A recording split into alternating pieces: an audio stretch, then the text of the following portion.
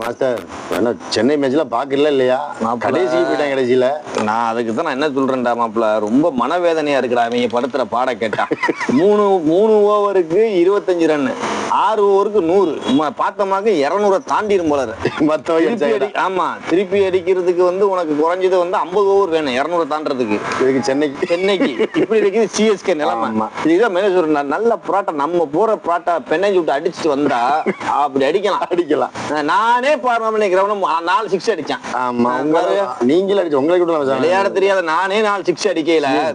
என்னத்த விளையாட தெரிஞ்சா ஒன்னும் புரியலையடா எனக்கு. ஒண்ணு ஃப்ரீயா கூட விளையாண்டது. நீங்க லிஸ்ட பார்த்தோமாக்க நம்ம ரசிகர்லாம் ரொம்ப மனவேதனை படுத்துறாங்க. அதனால கடைசியா பாத்தீங்களா பாருங்க, நம்ம கடைசி விட பாத்தீங்களா இல்ல, அது இப்படி பார்க்க கூடாமாப்ல.